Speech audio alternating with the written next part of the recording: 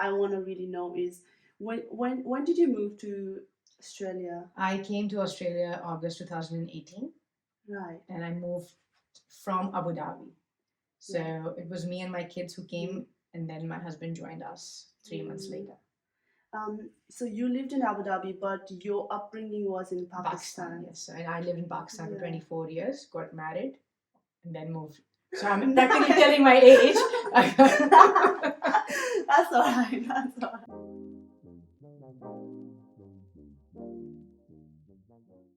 What was it like living and growing up in Pakistan? I ask because obviously how it's portrayed in the media is always different than what it really is, and I'm certain it's a beautiful country. Indeed, Pakistan is a very, very beautiful country, nation of cricket, love, food, clothes, fashion, you name it, we have it.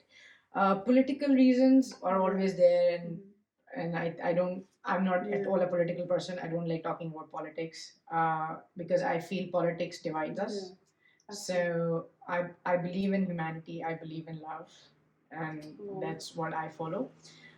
Living in Pakistan, yes, because Pakistan is influenced by Indian culture and traditions. Correct, And I belong to a very average middle class family in Pakistan. So very much influenced by Indian cultures and traditions and whatever. And I lived and I grew up around that. I was told what a good girl or what like a good girl should be like. The way she should dress, the way she should walk. I think every other Pakistani girl or I think South Asian girl goes through this. You were a good kid. I was a good kid, yes, in a bad way. I love that.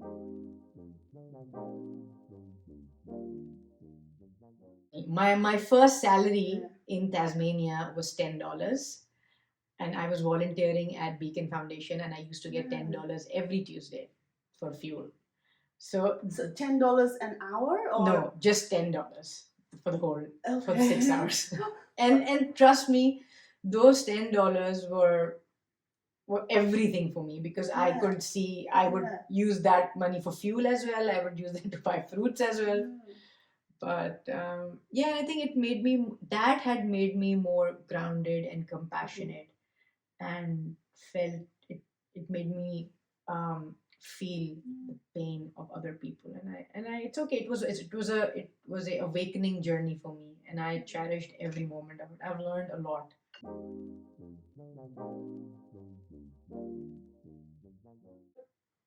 And now I think I can kind of see like where inspiration comes from to do voluntary work and how you understand other people's pain.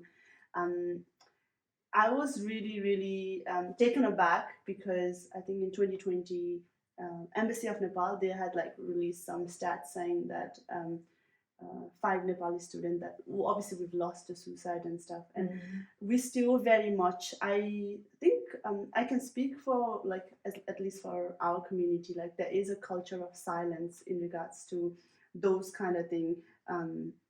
Oh, this is a little bit like a deeper subject. About we're talking about mental health in general, asking for help. There is a culture of silence, and I think when I say that, it's like suffering in silence is such a big thing, and it's just rewarded even like in some way. It's like, oh my gosh, she's doing everything by herself, like not asking for help. It's like, yeah.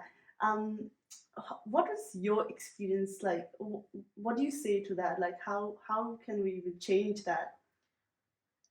It will take a paradigm shift, trust me, because I think I was unaware of the support that was available here. I had no friends, no family. There was just I had a colleague in Qatar who actually lived here, and she's helped me a lot in settling my house and everything. She set up my house, but obviously everybody have their own lives. They're busy. She was very supportive in the beginning, and I will always be grateful for her for doing that for me because she just went out of the way to do that. But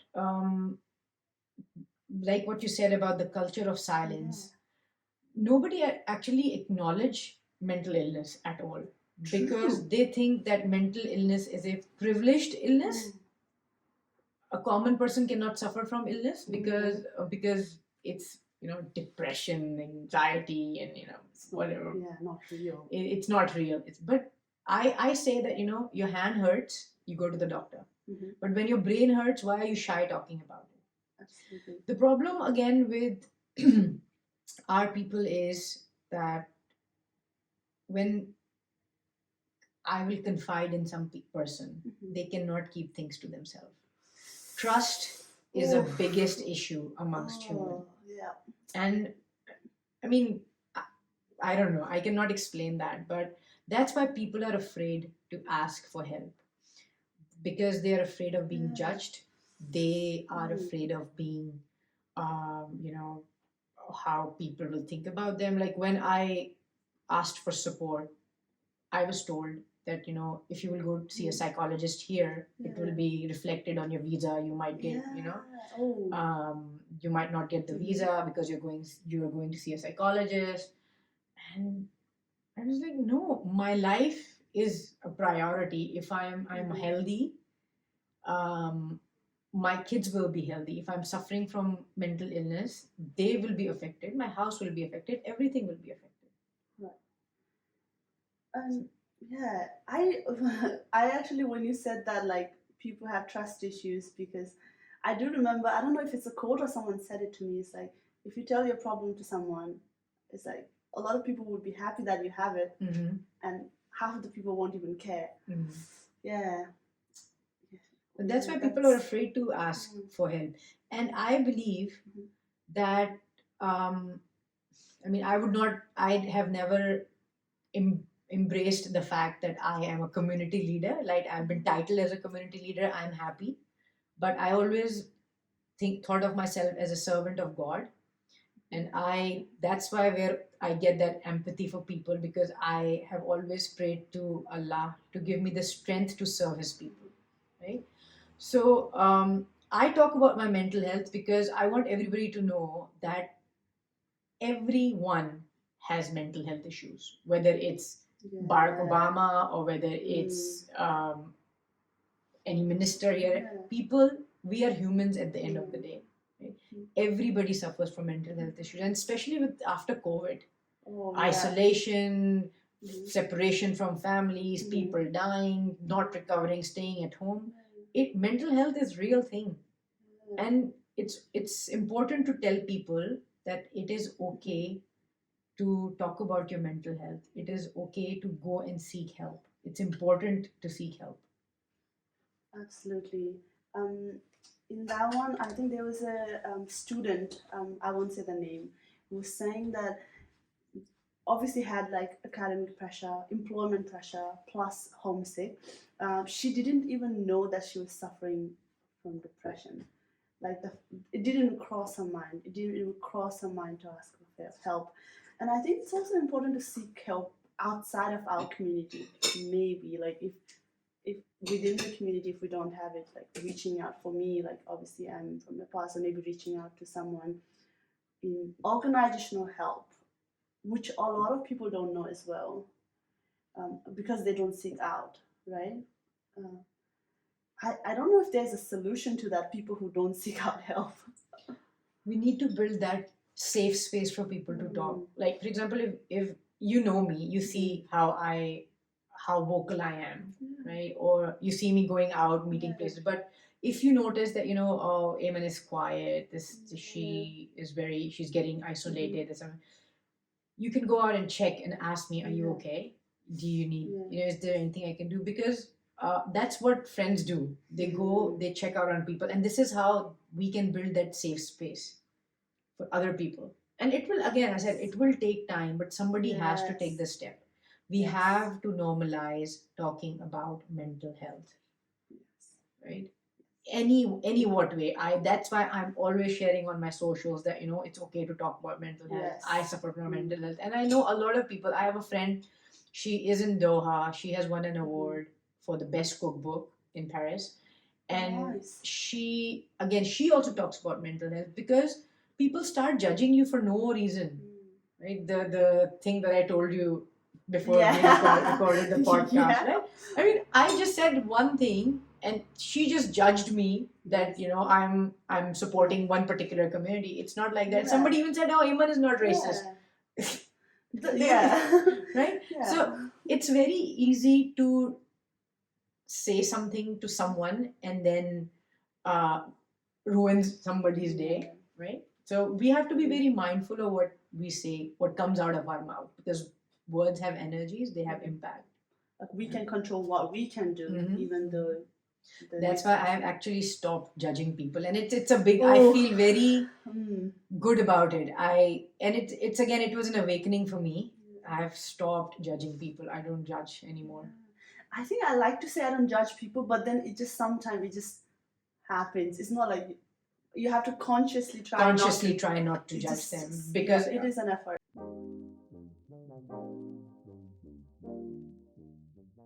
What's your advice? What have you like? What do you think? Like, oh, I wish I knew this when I came here. Talk to Yanzi. She knows everything. Now, Nope. my advice to them would be that just be honest in your ways, especially. Secondly, come with a mindset that things will not change over time. Especially if you're coming to Tasmania, be prepared to work hard.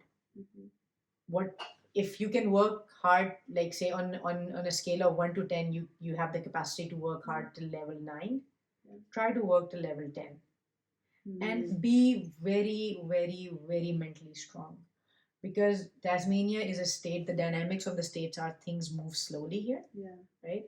And you will also move slow, which is actually a good thing, because this will give time to you to reflect on your own self, to connect with people, to, if you are a spiritual person, to connect with your spirituality, these kind of things. But my one tip would be mentally strong, because migration itself is a very big journey. New country, new people, everything is new. So migration brings a lot of psychological burden. That's why when students come here, they go into depression, because they come with a certain mindset and they don't get it here, right? So when you come to Tassie, come with zero expectations. Know that things will move slowly here, but trust me, this is one of the best places to live, and things do happen in Tassie. They take time, but they do, and good things always take time. It is so interesting to me when someone puts like actual word or sentence, like what you've been feeling, but you never said it out loud. Like the way you said that things move slow here, but it does happen. And then because things move slow here, you move slow as well. Because when I was in Sydney, for me, I knew like the rush, like I was very much part of that rush, the Sydney rush. I felt like it had absorbed me when I came here, and then slowly I'm now part of that slowly evolving kind of person. It is. Thank you for putting that in words. I've never heard anyone say that. It is really wonderful. Definitely. Coming to Tasmania was one of the best things that happened to me, because it made me realize what I was capable of doing, what was my potential, and it made me connect to so many people that I have evolved spiritually as an energy, and I'm still evolving. I'm learning, and I'm working with that energy. Like when I get to ask, like I get to hear so many things that, where do you get that energy from? Absolutely. This is one question everybody asks. Dude, it's not energy. You are the one who's giving me that energy. Like your smile, your you're sitting in front of me, you're talking. I'm absorbing your energy, and this is giving me energy to give you back more. That is so true. Also in Tasmania, obviously you do the women networking session, which is amazing. For any women out there who want to be more confident like you, where can they meet you? You're a little bit of a celebrity around here. No, I'm not a celebrity. I am a common community volunteer. You can search me on socials. Google me. I just found out that I can be Googled. Yeah, so cool. This morning I found out I can be Googled. You can contact me through Multicultural Council of Tasmania. I'm very much approachable if you need help or guidance of any kind. If I can be of any support, I'm there. Just shout out. you'll find me. Yeah. Thank you so much. Obviously, I had the best time, and I think one of the reason I really wanted you to be on the podcast is because obviously to have this and Thank you learn for from giving me you that and honor and respect. I think I don't deserve it, but yeah, that love that's coming from you is just amazing. yeah.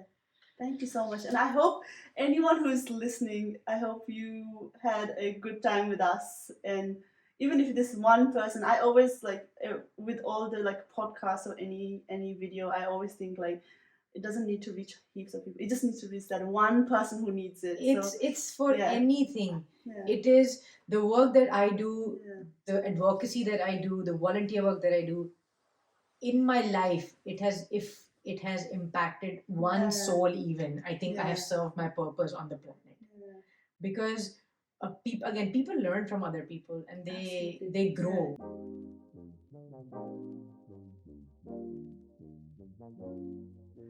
Thank you. Thank you.